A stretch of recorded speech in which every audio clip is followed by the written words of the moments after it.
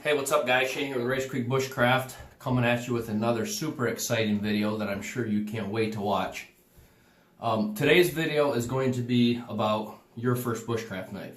So this isn't for the guy that's already been in bushcraft or the guy that's been into knives. This is for the guy that's just starting out.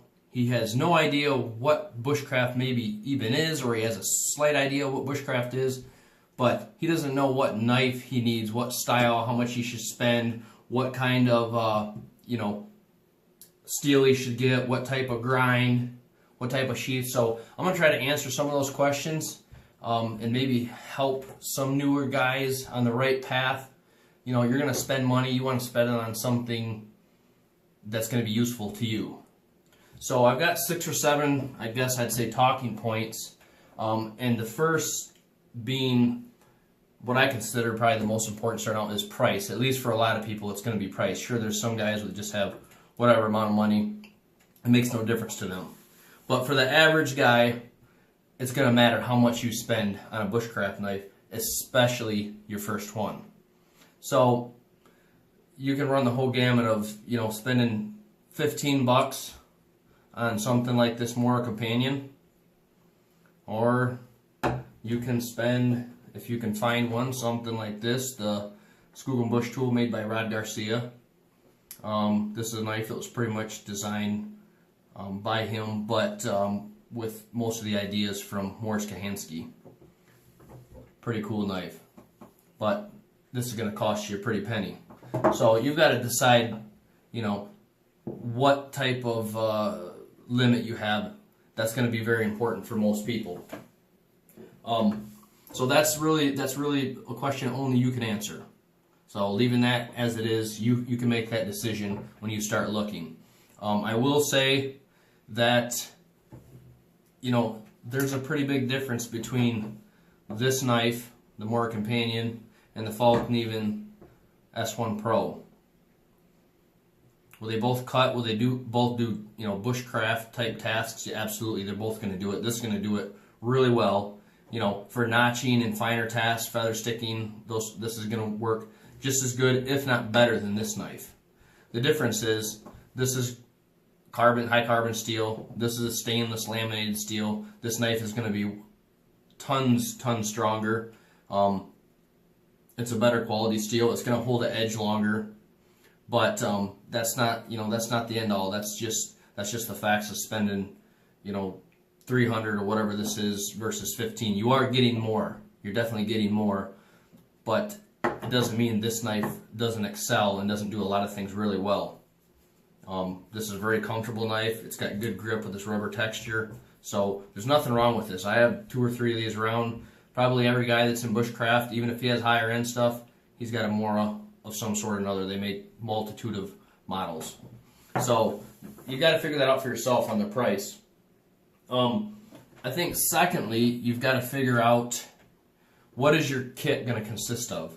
So for me personally, I like a knife, in the 4 to 4.5 inch blade length. I like a saw, and I like a small axe or hatchet. So those are the 3 tools I like to take with me to the woods. So it's pretty important to know what you're planning to have in your kit. Okay? If you just want to have a knife, that's all you want to have, you're not going to have any other tools to go with that, then I really probably wouldn't choose knives of this size, these 4 to 5 inch knives. You're going to want to get something probably with at least a 6-inch blade, 3/16 inch thick, maybe even 1/4 inch thick, so you can do some chopping, some shelter building, those types of things. My one big knife is a Falkneven Modern Bowie. This can do a lot of things really well. Is it going to do the finer tasks as good as something like this? No, it's not. But this thing is not a chopper. It really can't chop. It's limited on, the thickness of the spine, how much you can actually baton. So there's more limitations to a knife this size, where something like this, you can beat the power out of it. You can pound on it with a baton. The chances of hurting this knife are slim to none. Sure, you can hurt it, but essentially for stuff you're going to do in the woods to build shelters, you're not going to be able to hurt this knife. So, do you want a 1 tool or do you want to do some type of kit setup like I do? So like I said, I use the axe, a hatchet, and about a 4 to 4.5 inch blade on my bushcraft knife. The next thing you want to think about is what style of knife do you want to get? Are you going to use it just for bushcraft? If so, something like this or something like this is going to be awesome for bushcraft stuff. Something like this. These are Sergeant Edge tools. Fantastic knives, love them. They're fairly specific for bushcraft. I mean, that's what they're designed for. But these do have a really awesome belly on them, so, you know, way more so than this Mora Companion. You can see this hardly has any belly, really. So you could do some food prep, and you could skin game with this. Obviously, these super sharp points that aren't a drop point are a little tougher to skin with, but it can be done. So, you know, when I say what's your use going to be, means just that. Are you going to use it for other things, or are you going to use it just for your notching and your trap making and your feather sticking? If so, then a style of blade like this with a Scandi grind is a really good option. Let me see what else here. Here's an Adventure Sworn. This is could work really well for that, or it could go both ways because it has some belly. This would work well for a bushcraft, and also you can use it for hunting and skinning and you know, processing game and such things as that. So you got to think about those things. You got to think about the grind.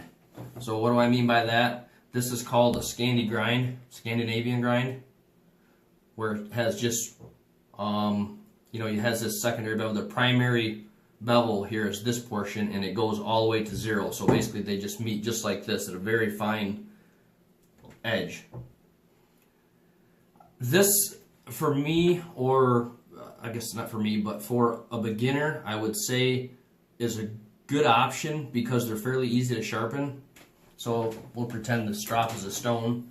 You just take the knife and you just, well, it's kind of not working here, but you just lift it up until you're on this flat cutting edge here, and then you can just back and forth movement, or you can draw it across your stone, or you can do it backwards, whatever. So it's pretty simple to sharpen.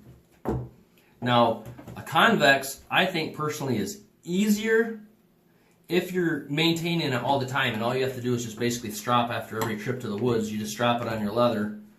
But if you've done that for, you know, several months, you've been using it a lot, and you have to reprofile it, it's going to be a little bit tougher for a beginner to get on a Waterstone and reprofile this. So, you know, the grind's important. How comfortable are you with sharpening? If you're not, then, you know, probably a Scandi grind, or, and I don't even have any really V-ground knives, but a V-grind is also relatively easy to sharpen. So that's just something else to think about. So my suggestion is probably get something with a Scandi grind. I think it'll be easier for you to sharpen. You'll be more comfortable with it than trying to figure out how to sharpen a convex. You can do that later on after you get a knife or two and you sharpen this and get comfortable with that part of it. You know, another thing you can think about or need to think about is the steel. Do you want a carbon steel? Do you want, you know, so this, like I said, is a high carbon steel. It's going to rust and patina fairly easily. Where this knife is stainless, laminated stainless, it's not going to rust. So it's not really going to take corrosion. So there's less maintenance involved. Knives like these are tool steels, 01 tool steel. So a tool steel will, well, at least like 01 will rust relatively easily. So that's just something to think about. If you don't want to have to maintain a knife, you want to just take it, use it, and throw it in the drawer when you get home or whatever, put it back in the sheath and not have to worry about it, you're probably going to want to go stainless. If you know you're going to take really good care of your knives, I mean, to me personally, I enjoy coming home, wipe my knives down, sharpening them up, but that's just me. I'm weird that way. Some people just, they don't care about that.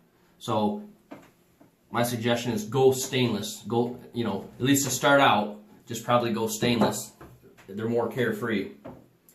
So the last thing I guess I'd say I want to talk about is the sheath. So like the Mora here just has a little, this is just plastic, it's not even Kydex, but it works well. It snaps in. It's just got a little, this belt loop here with kind of a claw. I don't know if you can see that, but it kind of hooks over your belt. It's not going to fall off. It weighs nothing. It serves the purpose, guys. I mean, the sheath is to protect you and protect the blade, so it works. Now, you can have that style, or let's see if I have one here.